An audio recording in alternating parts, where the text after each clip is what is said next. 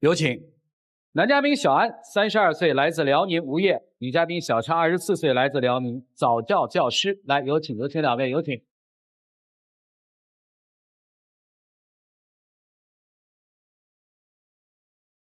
主持人好，好，欢迎两位哈。录你的节目之前，编导特别去我那儿聊了一下，说这么热的天他不敢开空调是吧？对，天天就抱了一罐热水在喝，对不对？对。你的身体状况允许你这么一直站着录节目吗？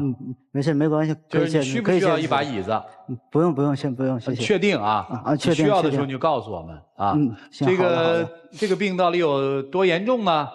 简单的来说就是肝损伤，对吧？就是肝部受了一些伤啊，所以男医生现在处在一个比较焦虑的情绪当中。我们看到这个片子里，男生说了，你是希望他离开的，你不想成为他的负累，是这么个意思吧？好，问问女生啊，谈了多久了恋爱？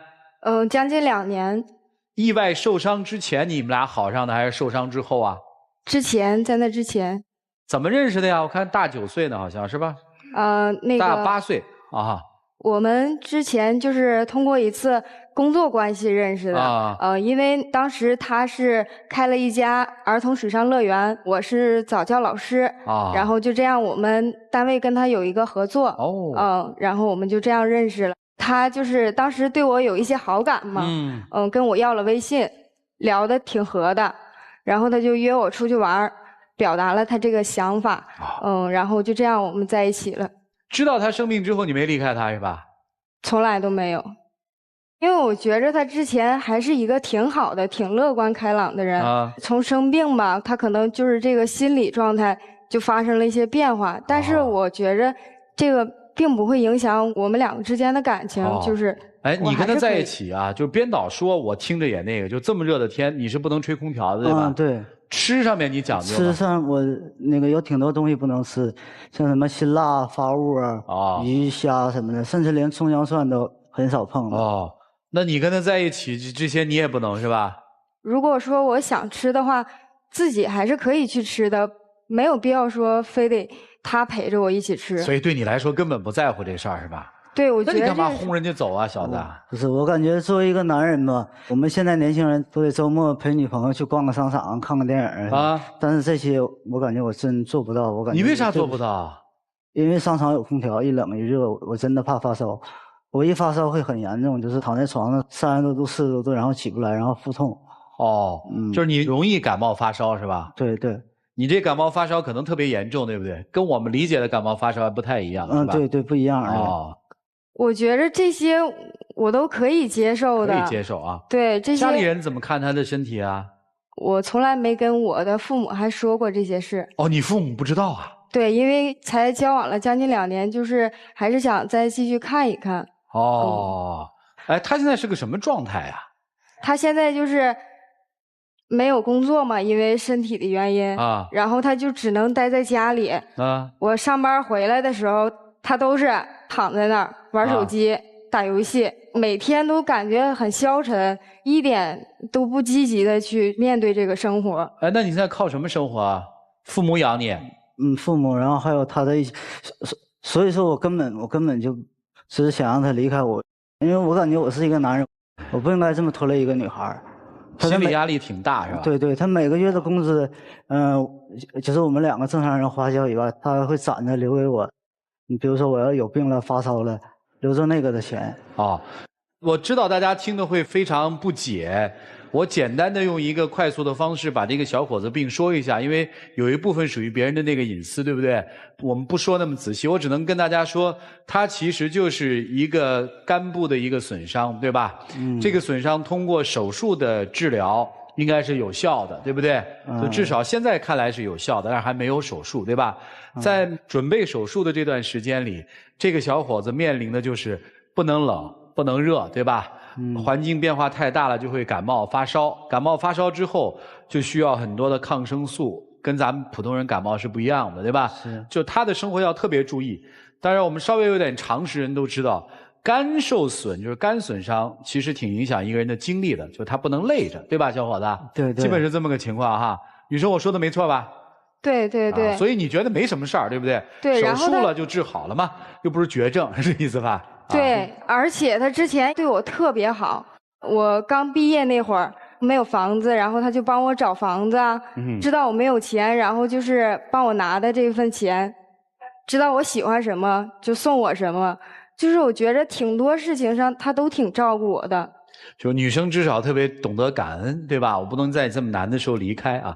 我感觉我那个时候最能满足我的吧，就是挣钱给我自己最心爱的人啊。但是现在我做不到了，我感觉他有1年了吧，都没有买一件新衣服穿啊，我的心里真特别难受。哎，等了手术就好了嘛，总是有希望的嘛，对不对？我已经做过1次手术，还要熬很长一段时间。对啊，我知道你还2次手术嘛，对，没关系嘛，你相信医学不就完了吗？大夫没说这是绝症嘛，对不对？对，你干嘛要轰他？他是不是对你现在就是特别不好那种？就是你越对他好，他就越虐你那种，是不是就这样？有一些就是我觉着他整个人变了一样。有一次嘛，他又生病了，就是39度高烧，整个人躺在那儿起不来了，浑身发冷。我就说咱们去医院吧，就死活不跟我去。后来我实在没有办法了，我就喊我朋友带他一起去医院。就这样才把他送到医院去啊。那是我手术之后的，就是那个第3次发烧，跟我第2次发烧的症状完全是一样的。我第2次发烧也是去医院打了退烧针都没有用，直到第2天中午，医院给我开了强效退烧药，那种药吧，就是吃完以后身体会特别虚，就像脱水一样，然后高烧才会退。我想我在家里的话，我吃那些药我也能挺过去。如果要是说去医院的话，他的时间他的精力都会放在我身上，我不想这么做。你受不了这个是吧？对对，他就是特别大男子主义。那他会给你发脾气吗？也会，因为就是状态不好的时候，他也会冲我喊，然后给他就是做的吃的，他就是不爱吃的话，就摔门而去，然后就是自己待着了，不搭理我这种。冲你喊什么呢？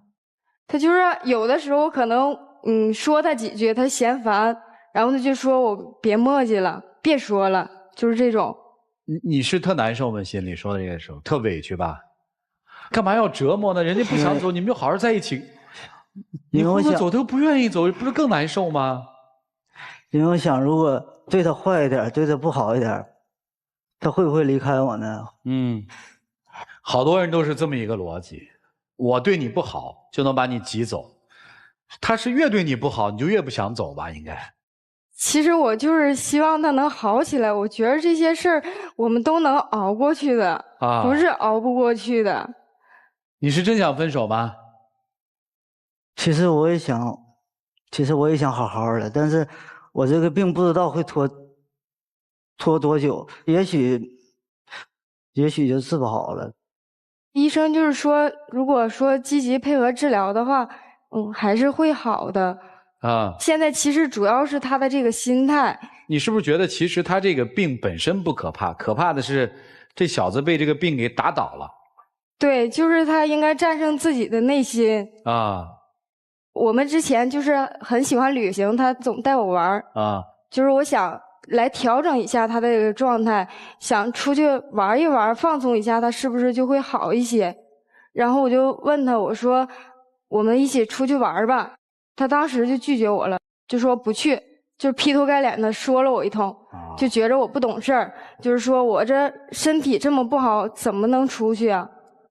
当时我是这么想的，我是想让他认清我已经不再是那个以前能陪着他浪漫、陪着他风花雪月的那个我，所以说在那个时候我跟他提出的分手。我就是说想让他认清我真的不想那么拖累他。你说这么好的一个女孩，这么善良的一个女孩，她是一个女孩最好的年龄，我不想让她这样。如果说她的亲人看到这样，我想也是应该不愿意的。然后就是因为他那会儿跟我说分手了，我就是想给他一些时间，让他来调整一下。然后我就说那咱们就冷静一段时间吧。那段时间就没联系，但是没过多久，他朋友就给我打电话说他又生病了就又住院了。我当时还在上班，我就是立马请假就去医院了。我当时看他躺在病床上，整个人就一动不动躺在那儿的时候，我就是特别害怕他离开我。我就是想我还是要一直陪在他身边照顾他。也曾经希望自己冷静或者冷却，但是发现不行，是吧？他是一个早教教师嘛，他的课排的都是特别满的。我感觉如果再这样下去的话，我不仅会影响他的工作，影响他的生活，还会影响他以后的前途。然后从那时开始，我就更加坚定了我要离开他。那你是采用了什么方式离开他的呢？跑了？离家出走？没有，没跑。那你干嘛？没有，他就是更颓废了，而且对我的态度就是更恶劣了。他怎么对你啊？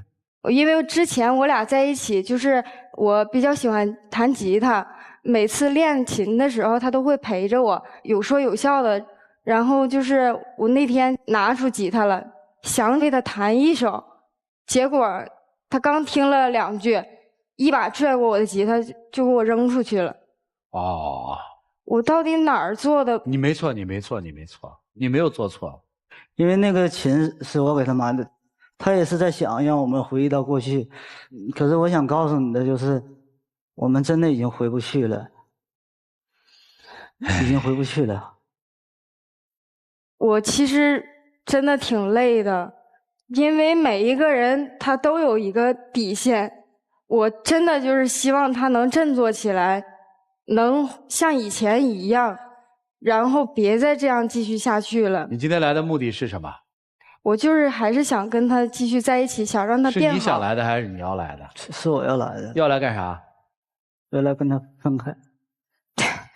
他那有些做法，我其实真的挺不理解的。砸琴还干过什么？就是他跟其他的女生聊天我想看一下他跟谁聊的，然后他就把手机拿开了，不让我看。其实我内心挺想弄清楚这件事儿的。然后我就是偷偷的看了一下那个女生的微信然后就问了那个女生他们到底是什么关系。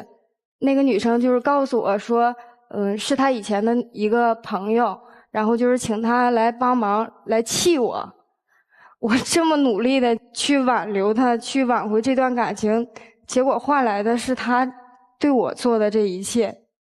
我感觉他应该过上好的生活。那个人他不是我。哎呀，我说句不厚道的话，你真的没有用尽办法。我给你出一主意肯定行。反正你现在没工作是吧？离开那城市，把那个手机也改了，完了吗？舍不舍得呀？那你虐人家干什么？虐自己，虐人家的，对吧？较劲。我知道那个人在病中的时候是那种有点那种心理，很难受你能忍受得了吗？这样？我觉得这些事情就是都会好的，因为他之前姑娘不是这样的。我就问你一句话，现在只是1年嘛，如果3年、5年、10年，他一直是这样，你还受得了吗？就是我想我能陪他多久就多久，直到你忍受不了的那一天，是这意思吗？唉，因为你曾经认认真真爱过我1年，所以你有难的时候，我怎么可能离开你？我哪里舍得离开你？你们看看怎么办吧。3位难题哦，一起进入丘比特问卷。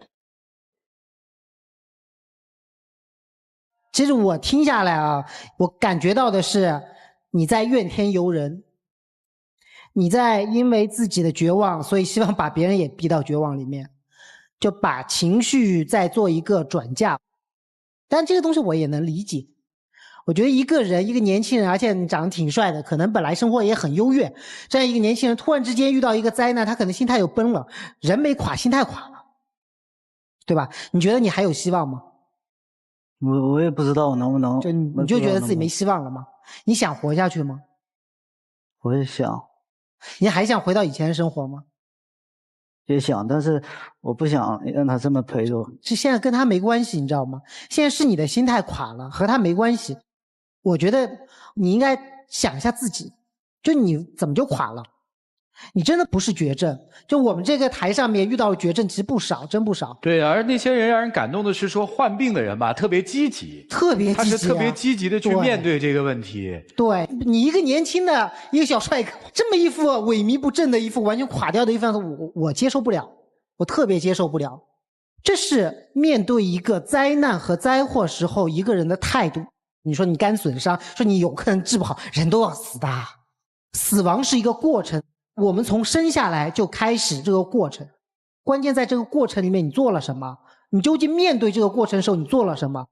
没错，你得了一个特别重的病，你有一场灾祸，那你想一想，这个人被你赶走之后他就不爱你了吗？他就不会有那种愧疚感了吗？他就不会有那种深深的对你的那种依恋和思念了吗？没有什么会那么轻易的被改变的，唯一被改变的是你自己的心智。你垮了，所有人在内心都被你拖垮了，你明白吗？你看着我，你告诉我，你的故事结束了吗？没有。你希望你的故事结束吗？不希望。你觉得你这一辈子还能做点事儿吗？能做。你觉得你这辈子还能爱人吗？记住今天的话。好，谢谢陆琪老师啊。其实你觉得把他推开了，他多善特别啊，他能忘得了你吗？他能放得下你吗？然后他跟你这些耗在一起的日子都白耗了。从你这儿没得到爱，从下一个男人那也没得到爱，真的，因为明天和意外我们真不知道哪个先来。你觉得他离开你就幸福啊？你能保证他之后遇到男人能给他幸福吗？他能嫁给一个好男人吗？所以你为什么要给生活做那么多的预设？其实我理解你，就是觉得你以前有多么阳光，多么开朗，然后完全进入到人生另一个阶段，你不希望他看到你现在悲惨兮兮的这种的面孔和你现在的生活状态，你觉得我不能为你做什么事儿，我特丢人，对吧？你可以做事儿啊，你不能出去上班，不能做辛苦的工作，你在家每天不是玩手机吗？现在那个微商不都特别火吗？这不也都能挣钱吗？我能做什么？我力所能及能做的事情我就去做。我挣不了太多的钱养你，我们就过我能挣到这些钱所能过的日子就好了嘛。人家也没说要什么大富大贵，对不对？而且你之后就打算一辈子不结婚啦，不要孩子啦？对呀，那你怎么的？你是想换一半吗？觉得他不好？不是不是。不是吧？那就别折腾了。然后我想跟姑娘说的是，你也不要一直唯唯诺诺的，就是你，哎呦，我就怕你发脾气，怕你跟他吵，你看他能不能吵得过你？碰到这样的问题的时候，你就得用一种就是开怀大笑的那种积极向上的心态去面对。如果两个人都是哎呦每天小小心心的过日子，哎呀怎么办呢？我这不知道哪天能怎么样什么的，那完蛋了，你这日子过下去，别说他，你撑不住，真的。所以就是想方法让他换一种方式活，好吧？好，谢谢。好，谢谢沙老师。问几个问题可以吗？可以。如果你是健康的，他得了你这病，你会离开他吗？我不会啊。如果他跟你一样得了同样的病，你会离开他吗？不会啊。也不会。那这就奇怪了，好好的人不要，非要要个病的，是吧？你说这奇怪吗？所以啊，其实一点都不奇怪。他为什么要一个病的你，也不要一个健康的你？他是要平衡自己内心的感受。就像《欢乐颂》里的小包总，安迪不是有精神病史吗？家族精神病史吗？同样是两个男人爱他，前面一个男人认为你有病没关系，我拯救你，但小包总不一样，你太完美了，你只有点病我才配得上你。这叫平衡个人内心的感受，他就是这样。我们都是凡夫俗子，人的这一辈子只不准要拖累几个人，这是没有办法的事情。如果说你要拖累他，那些找比自己小20岁、30岁的人，那么明摆着要拖累吗？那么人家不照样在一起？你也说不准你哪天会犯什么病，你要拖累自己的父母，拖累自己的孩子。所以说啊，人的这一辈子不是为了要死而活着的，对不对？所以别作了，积极配合治疗。你可以成为他肉体上的拖累，生活上的拖累，但绝不能成为他精神上的拖累。你知道给一个人传递负能量其实特别折磨人，你知道吗？就这个人干什么你都说你干不成，他就说你能活我不活，你能活下去我活不下去。给别人一点正能量，给自己一点正能量，能挺多久是多久，你说呢？所以说啊，在生活当中我们每个人都是凡夫俗子，好死不如赖活。我认为是有一定生活道理的。每一天都积极的活着，每一分每一秒给身边和周围的人传递正能量和积极向上的生活力量，这就是一种价值。一个活得像行尸走肉、膀大腰圆、整天愁眉苦脸、整天说不想活了、说世界是灰暗的，这样的人其实传递出的负能量更拖累人。好吗？请你传递一点正能量，这样的话你也好得快一点，好不好？谢就这个。别愁眉苦脸，你呀、珍惜眼前，你别到时候你病好了，这女孩走了，为什么呀？你生病期间老折磨人家，人经不起这么折磨。你好好的，她不愿意离开，天天对人好一点，不能干重活，家里熬个粥嘛，人家回家哎喝碗粥，开心吧？也挺好的，对不对？那你就好好跟人过呗，别再作了，别病好了人走了，知道吧？你女朋友好看吗？好看。你今天确定你要不要，我们就带去给她相亲去了，行吗？你要不要说个痛快话，我们带人相亲去了啊？要不要？你说个痛快话啊！要，大声说。要。哎，这差不多，要就好，要就好。来，一起进入那几天喝古方红糖，真情60年。我还是那句话，我会一直陪在你身边。我希望你能有一个好的状态，像以前一样。我希望你好，我会一直陪你走下去的。我知道你是爱着我的，我也是爱着你的。我唯一纠结的事就是你的家人会怎么想我。我想再好好考虑一下吧。哎，又回去了。回去吧，别再犹豫了，姑娘你也回去吧，过好你自己开心就好了，好吗？他有时候犯这个情绪，别搭理他，该干嘛干嘛去，请回啊。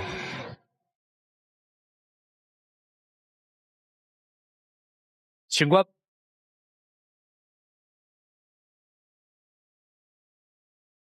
说爱我，过去啊。我的耳边对我说，我已经真的太久忘了这种心动，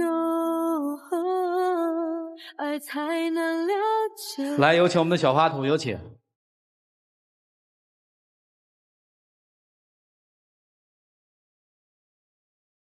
这次买戒指。谢谢宝宝，谢谢。浪漫时刻，各位请见证。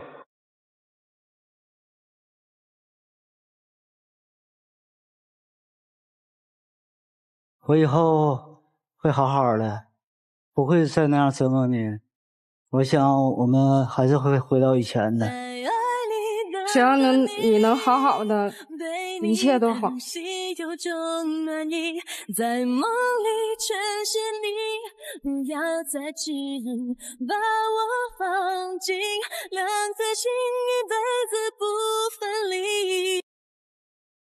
约定日期，拉长幸福距离，来填满回忆。来，在爱里等着你。既然爱了，就更该珍惜啊！好好相爱，好吧？尤其是你，好好对人家啊！